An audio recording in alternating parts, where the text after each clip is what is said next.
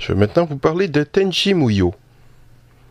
Pour ceux qui ne connaissent pas cette licence, Tenchi est un mélange de comédie, de SF avec un côté plus fantaisiste inspiré des traditions japonaises et surtout un côté harem.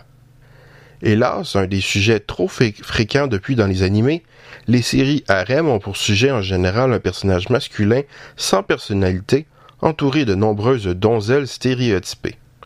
On se demande bien sûr qui il va choisir, bien que ce soit fréquemment évident ou pas toujours résolu à la fin. Parfois le sexe est inversé, ou plus rarement, on peut avoir des personnages plus intéressants. Je n'aurais pas de problème avec le genre s'il n'était devenu quasiment la majorité des animés produits depuis le début du millénaire. Mais Tenchi Muyo est un peu moins récent. Si Lovina a popularisé la pratique, c'est certainement Tenchi Muyo qui l'a lancé, inspiré sans aucun doute par des titres tels que Ranma 1/2 ou Uzei Yatsura et Kumagure Orange Road. Une particularité de la licence est de proposer principalement des reboots ou des spin-offs plutôt que des suites de la série originale. À l'origine, une série de 6 épisodes pour la vidéo Tenchi Muyo Ryo Oki, sortie en Amérique en tant que Tenchi Muyo du 25 septembre 1992 au 25 mars 1993. Le mélange de comédie, de SF et de harem me semble ici parfait. C'est bien amusant. L'intrigue SF, bien que légère, occupe assez de place avec l'humour pour qu'on ne s'attarde pas trop sur le côté sentimental qui était tout de même présent et plutôt cute, suivi par une série de romans par un des créateurs, Hasegawa Naoko, disponible uniquement au Japon, puis un épisode spécial, Tenchi Muyo Ryo Oki Special, The Night Before the Carnival, le 25 septembre 1993, sympathique mais plutôt anecdotique, et il ne se passe quasiment rien. Plus tard, il y aura Tenchi Muyo Ryo Oki OAV 2, du 25 septembre 1994 au 25 septembre 1995, en 6 épisodes. Mix peut-être pas aussi parfait que l'original, certains éléments d'intrigue plus douteux, mais ça reste toujours un bon divertissement. Du 2 avril au 24 septembre 1995, il y a eu la série télé Tenchi Muyo TV, aussi connue en tant que Tenchi Universe, de 26 épisodes. Cette fois-ci, un reboot qui raconte plus ou moins la même chose que la série originale, mais en assez différent. Si les personnages reviennent, les éléments d'explication SF sont différents. L'intrigue principale est autre. À mon avis, ce n'est pas aussi bon, l'animation notamment est bien sûr inférieure, mais ça reste amusant. Et je présume que de ne pas continuer évite de sombrer dans les éléments plus douteux de l'intrigue de la seconde série, de ne servir à rien comme le spécial et de conclure les OAV. On ne sait toujours pas dans ceux-ci qui va choisir Tenchi si jamais il choisit quelqu'un. 3 films seront produits. 2 font suite à la série de télévision et celui entre les deux serait inspiré par la série de romans. Ce sont Tenchi Muyo in Love, sorti le 20 avril 1996, Tenchi Muyo Midsummer's Eve ou Tenchi the Movie 2 The Daughter of Darkness, sorti le 2 avril 1997, et finalement Tenchi Muyo in Love 2 Distant Memories ou bien Tenchi Forever, sorti le 24 avril 1999. Ils sont vraiment très bien. Il y a aussi eu Shin Tenchi Muyo, aussi connu en tant que Tenchi in Tokyo, du 1er avril au 23 septembre 1997, une série télé de 26 épisodes. Un nouveau reboot avec les mêmes personnages dans une situation différente, dont l'intrigue principale, complètement nulle, aurait pu rendre cette série très mauvaise. Tenchi se trouve à Tokyo où il rencontre une nouvelle fille, mais il y a des gens mystérieux pas gentils qui complotent pour éloigner Tenchi des autres donzelles. Mais le fait que la majorité des épisodes ne l'utilisent qu'à peine et se concentrent sur les gags empêche la série de sombrer. Tout de même, les nombreux épisodes assez moyens et les musiques atroces empêchent la série d'être aussi bonne que les précédentes. Mais la série a ses moments amusants. Il y a aussi eu Tenchi Muyo Galaxy Police Transporter, ou bien Tenchi Muyo GXP, du 2 avril au 25 septembre 2002, une série télé de 26 épisodes. Un spin-off à propos d'un ami de Tenchi ayant continuellement des accidents, qui se trouve enrôlé par accident dans la police de l'espace où il devra s'entraîner et combattre des pirates de l'espace avec son propre harem, supposé se passer dans l'univers de la série originale, mais après la 3e série d'OAV, même si c'est sorti avant. Durant les 2 ou 3 premiers épisodes, on se demande où la série va aller, pas trouver ça terrible et se demander pourquoi c'est un Tenchi Muyo. Mais bien vite, on se laisse aller dans la suite continuelle de gags marrants, l'épisode au milieu de la série où apparaissent tous les personnages habituels de Tenchi Muyo semble franchement gratuit et les 4 derniers épisodes sont franchement mauvais, mais cela n'empêche pas la série d'être extrêmement amusante.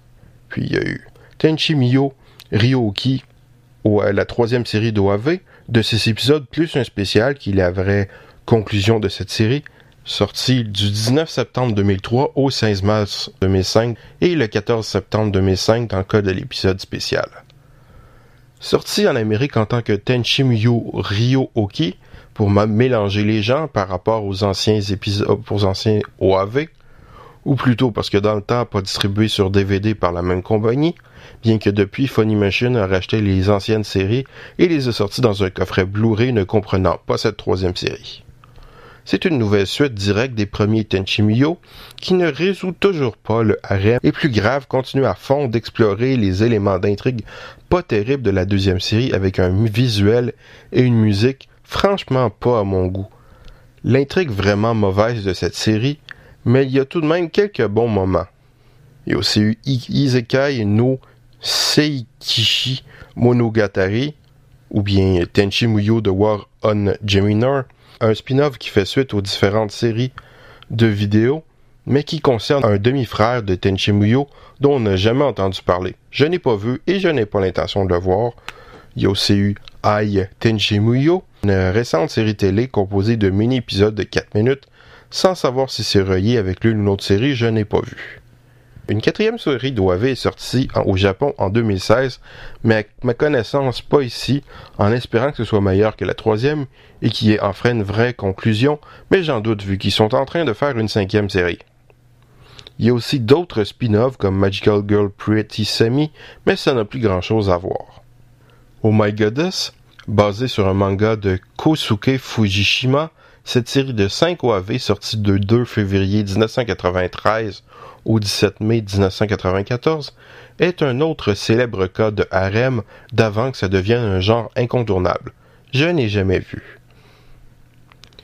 Blackjack, ce manga seinen pour jeunes adultes, classique de Osamu Tezuka, a connu plusieurs adaptations, en particulier une série de 12 OAV réalisée par Osamu Dezaki du 21 décembre 1993 au 16 décembre 2011. Série culte que je n'ai hélas pas vue. Il y a d'autres animés aussi, dont une série télé réalisée par Makoto Tezuka, le fils d'Osamu Tezuka. Je vais maintenant parler de la série pour la vidéo Macross Plus en 4 épisodes du 25 août 1994 au 25 juin 1995, suivi du film le 27 août 1995. J'ai déjà mentionné dans ma série de vidéos sur l'économie des animés, Macross Plus, mais je n'en avais pas vraiment parlé. Macross Plus bénéficie d'un budget dantesque, mais il est assez loin des Macross habituels. Beaucoup plus intimiste et ne se déroulant pas sur fond de guerre, on eut aussi les retrouvailles difficiles de 3 amis d'enfance. Les 2 hommes, dont un qui est un extraterrestre, sont devenus pilotes d'essai et la femme est devenue productrice d'une chanteuse virtuelle. Cette série très forte émotionnellement, mais tout de même très amusante, superbe visuellement et auditivement, constitue un des meilleurs OAV que j'ai vu avec FLCL. Pour ceux qui ont vu Top Gun, les émotions éprouvées sont similaires, mais c'est bien meilleur. La musique est signée Yoko Kanno ici au début de sa carrière de compositrice d'anime, où elle démontre la grandeur et la variété de son talent avec des BGM interprétés par l'Orchestre Philharmonique d'Israël et un paquet de chansons notables plus ou moins pop. Le film est un remontage en plus court de la série avec l'ajout de quelques nouveaux éléments et le son réenregistré. You're Under Arrest, une autre série d'action mettant en scène des personnages féminins, ne se prenant pas trop au sérieux et super amusante, adaptée du manga de Kosuke Fujishima en 4 épisodes du 24 septembre 1994 au 25 novembre 1995. Il sera suivi d'une série télé en 51 épisodes. Les premiers étant les OAV, les suivants étant pas mal dans le même esprit mais avec moins de budget et il me semble un plus grand accent sur l'humour pour compenser. Suivi de quelques autres séries télé et un film que je n'ai pas vu et dont je ne me souviens pas vraiment. Kid Metal Idol est une série de 15 épisodes pour la vidéo du 16 décembre 1994 au 18 juin 1997. C'est une série conceptuelle sur une fille qui serait un robot, apparemment. Après la mort de son, semblerait-il, créateur, elle ne peut plus remplacer son corps tous les ans et cesse donc de grandir. Elle pourrait devenir humaine si elle se fait 30 000 amis. Logiquement, elle part à Tokyo, où il y a plus de gens, où elle va retrouver une fille venant de son village. Elle va décider de devenir pop idol, le meilleur moyen de se faire un tas d'amis, les fans. Mais est-ce possible pour une fille robotisée qui semble n'avoir aucune émotion et agit comme à peine plus qu'un pantin mécanique? Est-ce que tout cela cacherait autre chose? Et puis, qui sont les types mystérieux dans l'ombre avec leurs tentatives de robots? Cette série n'a pas grand-chose de pop dans son traitement étrange, mystérieux, sombre et un peu violent par moments. Commencée un peu avant Evangelion, cette série semble donner l'impression de présager la tendance des animés plus expérimentaux pour la télé de la seconde moitié des années 90. Mais bon, justement, la vidéo a permis un peu ce genre d'expérimentation, et ce depuis le début des OAV. Les 2 derniers épisodes sont très particuliers aussi, les épisodes précédents ayant chacun environ la durée d'un épisode pour la télévision, tandis que les 2 derniers font 1h30 chacun.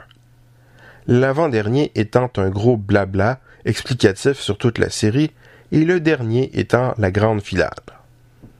Le seul possible point noir à mon avis serait le jeu des acteurs. Si la voix de Kei sans émotion me semble très réussie, les autres personnages semblent pour la plupart des stéréotypes, du moins dans le jeu des acteurs, sauf peut-être les méchants dans l'ombre qui ne donnent pas vraiment l'impression d'éprouver d'émotion. Ça me donne même l'impression, chose rare, que je peux apprécier la série en version originale autant que le doublage anglais. D'ailleurs, l'édition DVD américaine n'offre aucun sous-titre pour le générique de la série. Si on veut savoir ce qu'il se dit, il faut écouter le doublage anglais qui a traduit la chanson de manière étonnamment réussie.